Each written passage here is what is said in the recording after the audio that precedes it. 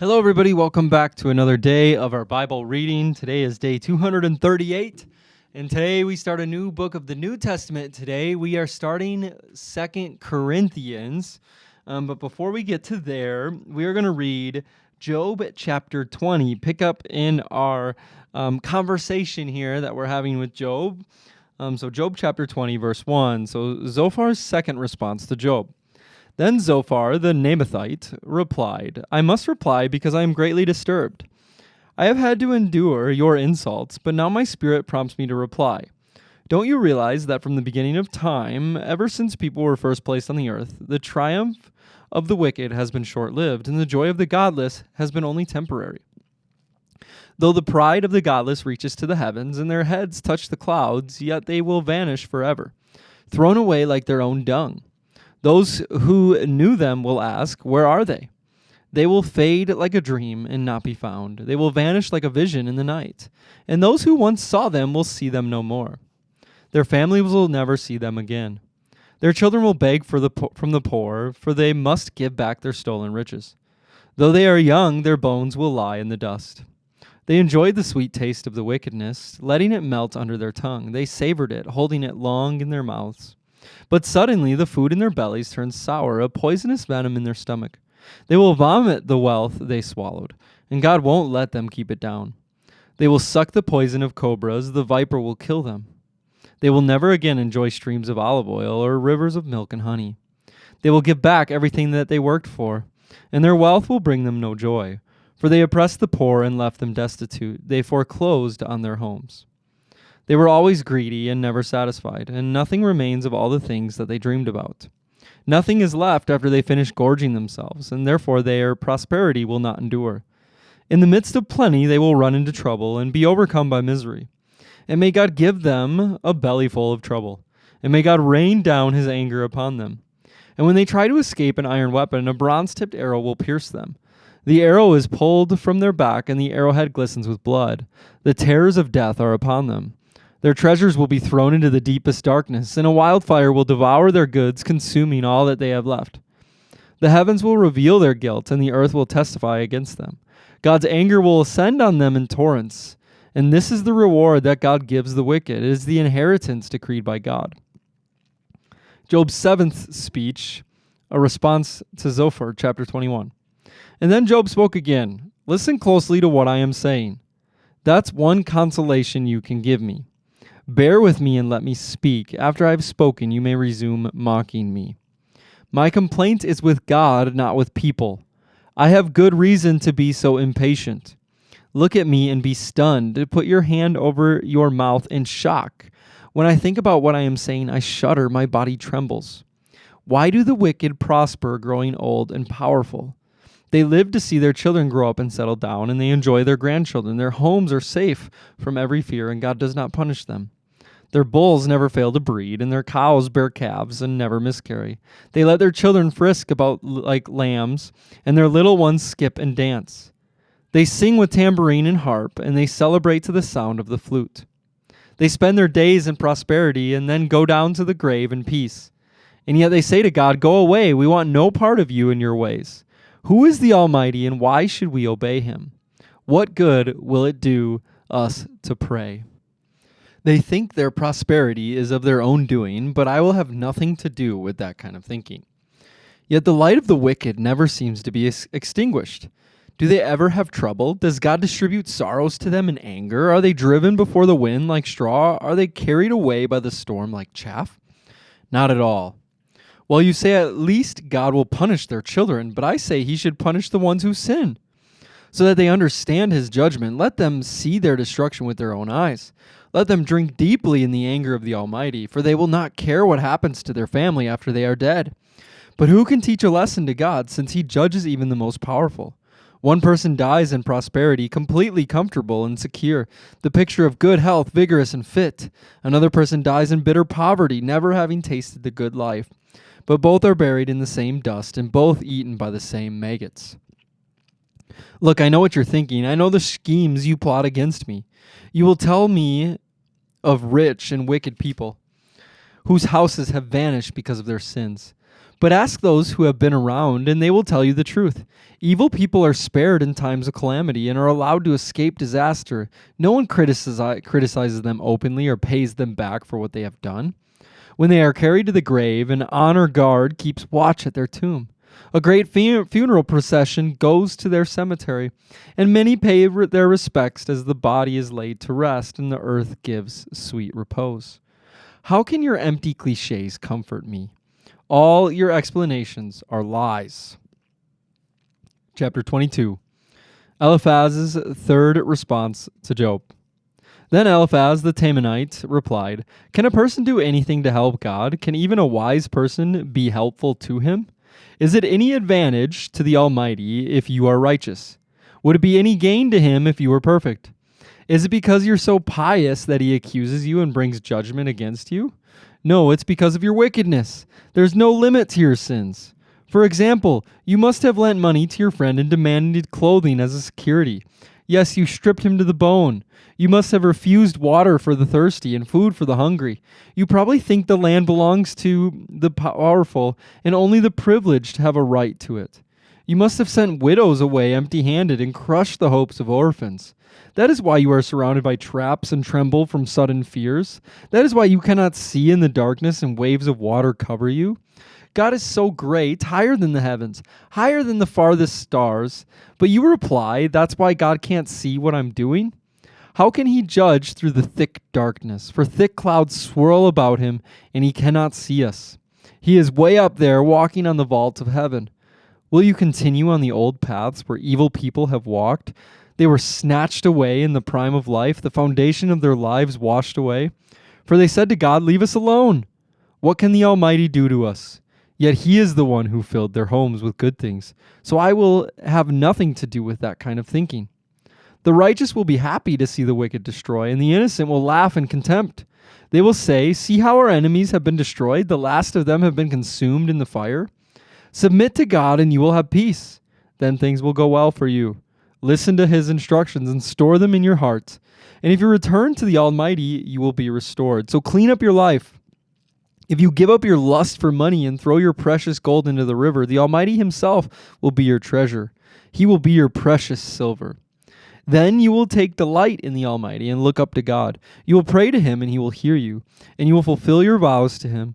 You will succeed in whatever you choose to do, and light will shine on the road ahead of you. If people are in trouble and you say, help them, God will save them. Even sinners will be rescued. They will be rescued because your hands are pure.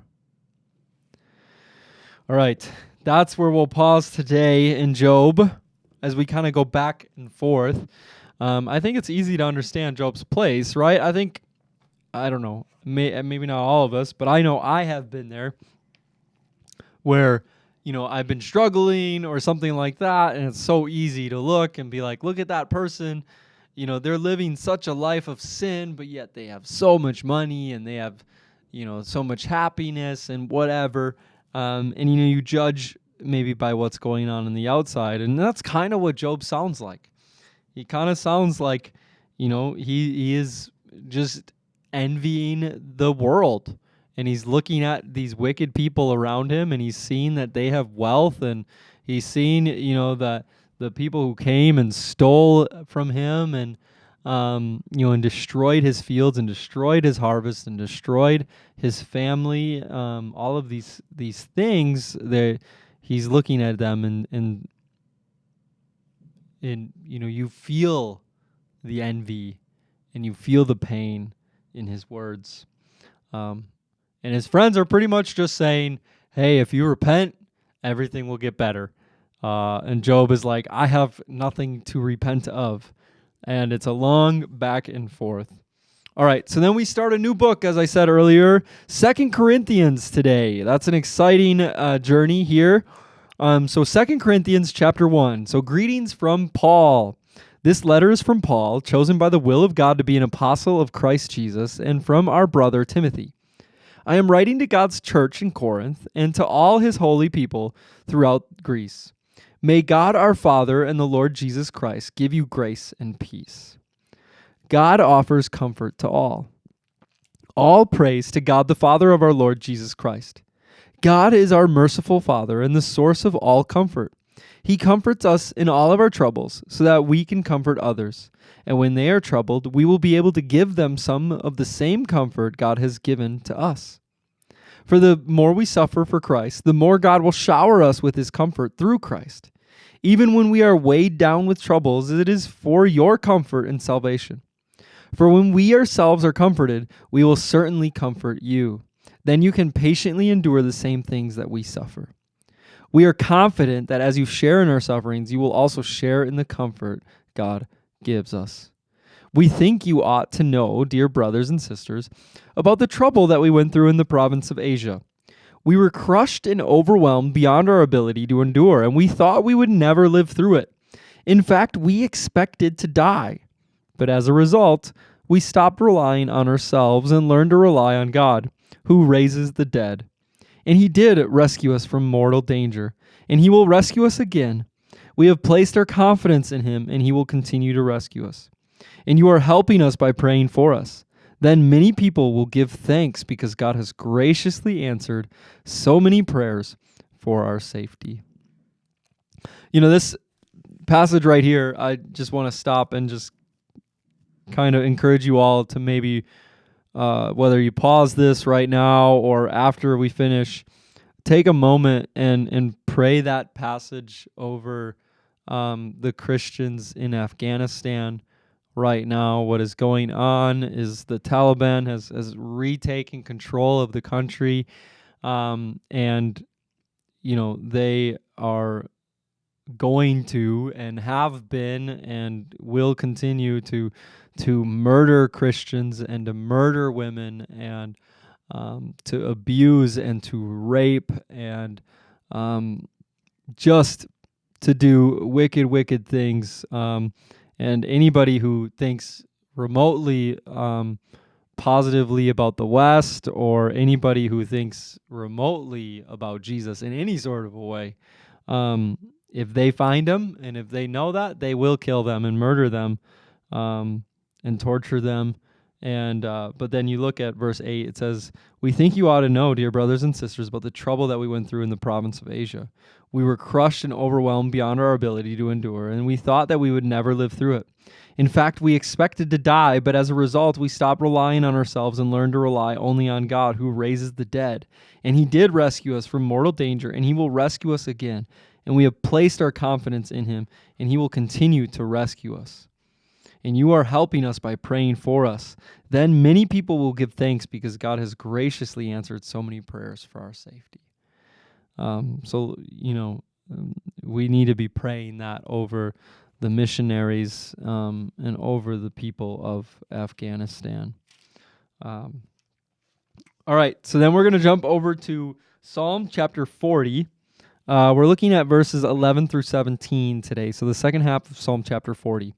It says, "Lord, don't hold back your tender mercies from me, and let your unfailing love and faithfulness always protect me. For troubles surround me that are too many to count. My sins pile up so high, and I can't see my way out. They outnumber the hairs on my head, and I have lost all courage. Please, Lord, rescue me. Come quickly, Lord, and help me. May those who try to destroy me be humiliated and put to shame, and may those who take delight in my trouble be turned back in disgrace. Let them be horrified by their shame, for they said, 'Aha, we've got him now.' But may all who search for you be filled with joy and gladness in you. May those who love your salvation repeatedly shout, 'The Lord is great.' As for me, since I am poor and needy, let the Lord keep me in his thoughts. You are my helper and my Savior. Oh my God, do not delay." And we close today with Proverbs 22, verses 2 through 4. It says, "The rich and poor have this in common. The Lord made both. A prudent person foresees danger and takes precautions. The simpleton goes blindly on and suffers the consequences. True humility and fear of the Lord lead to riches, honor, and long life." All right, and then we close with the quote of the day from Oswald Chambers. It says, "Are you ever troubled? When a person confers with Jesus Christ, the confusion stops, because there is no confusion in him. Lay everything out before him and listen to him and say, 'Let not your hearts be troubled. John 14:27 says, "Peace I leave with you, my peace I give to you." All right, let's pray. Lord, we just thank you for who you are, Lord, and we thank you that you are a sovereign Lord. Lord, that you are the peacemaker, that you are our ruler and our judge, and Lord, you have all authority. So Lord, right now we pray for the missionaries in Afghanistan. Lord, we don't know by any means the trouble and the fear, and the anger that is against them. We don't know the dangers that they face, the ways that they need to hide themselves and run. But Lord, we do know that you are the ruler of it all. And we do know that you are the protector beyond all understanding, Father, that you are the strength. And Lord, we also know that your gospel wants to go forth in Afghanistan. Lord, that you want to save people in Afghanistan. So Lord, we pray for the missionaries, we pray for boldness, and we pray for protection. Lord, just as Paul wrote in 2 Corinthians, Father, we just pray that your strength is there with them, and Lord, that they will be able to lean on you and depend on you. And Lord, you are faithful. So we thank you for your faithfulness, Lord, and we thank you for your leadership and your guidance. And Lord, we thank you that no matter where anybody is in Afghanistan, any missionary is right now who wants to serve you, Lord, no matter where they are, whether they're in hiding or they're boldly standing on a mountaintop, wherever it is, Lord, we know that you are going before them. And we thank you for that. Lord, continue to protect them. But Father, most of all, I just pray that you continue to press the gospel forward in a mighty way. And we pray this all in Jesus' name. Amen. Amen. All right, everybody. I hope you have a wonderful day, and we will see you again tomorrow. Bye, guys.